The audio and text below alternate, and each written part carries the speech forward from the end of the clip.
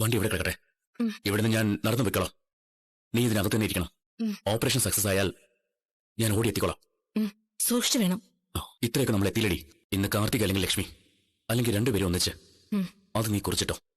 അവിടെ ആരൊക്കെ ഉണ്ടെന്ന് പറയാൻ പറ്റില്ലല്ലോ. ആരുണ്ടായിക്കോട്ടെ. ആരുണ്ടായാലും കൊല്ലാൻ ഉറപ്പിച്ച് നടക്കുന്നവന് ഭയത്തിന്റെ ആവശ്യമൊന്നുമില്ല. എനിക്ക് ഭയമൊന്നുമില്ല. പക്ഷെ നീ ഇതുപോലെ തന്നെ തിരിച്ചു വരണം. മുറിവൊന്നും ഉണങ്ങിയിട്ടില്ല.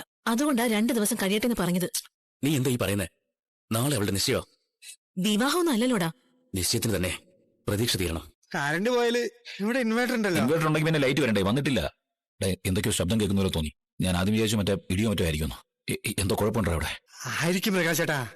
അതുകൊണ്ടായിരിക്കും കറണ്ട് പോയിട്ടുണ്ടാവുക. ഇങ്ങനെ കിടന്ന് ഉറങ്ങാൻ നോക്കി. ഉറക്കം വരുന്നില്ലടാ. എനിക്കാ ടെൻഷനാടാ. ആ ഗംഗാ പ്രസവം മറ്റോ വന്ന് നിശ്ചയം മുടക്കുമെന്ന്.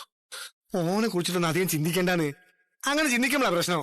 ഇടയ്ക്ക് ഈ കരിയലൊക്കെ സൗണ്ട് പോലെ തോന്നി. ആരും ഓടുന്ന പോലെയൊക്കെ തോന്നി എനിക്ക്. അതൊക്കെ എമ്പോഴും പേടി മനസ്സിൽ വെച്ചിട്ട് ശ്രദ്ധിച്ചാല് ഈ അങ്ങനത്തെ ശബ്ദങ്ങളൊക്കെ കേൾക്കുക. അത് വല്ല പൂച്ചയോ പറ്റിയൊക്കെ കരിയിലെ മുകളിൽ നടന്നാലോ വല്ല മനുഷ്യന്മാരായിട്ടേക്കും തോന്നുക. പൂച്ച അങ്ങനെ വാതിലിന് മുകളിൽ വന്ന് മുട്ടിയാല് ഇമ്മടി ആയിരിക്കും കള്ളന്മാരാണ്.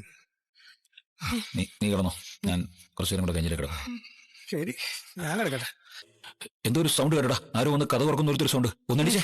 അത് കാറ്റടിച്ചിട്ട് ജനലിന്റെ ഉള്ളിൽ മരം കൊണ്ടിരിക്കപ്പാ. ആണോ? എടാ ബൈജു, എടാ എനിക്ക് നോക്കി, കറണ്ട് പോയി വീണ്ടും.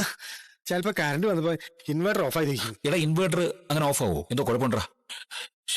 എല്ലാരും എന്തെടുക്കാണോ എന്തോ. ഓരൊക്കെ കിടന്ന് ഉറങ്ങിയിരിക്കും പ്രകാശ് ചേട്ടാ.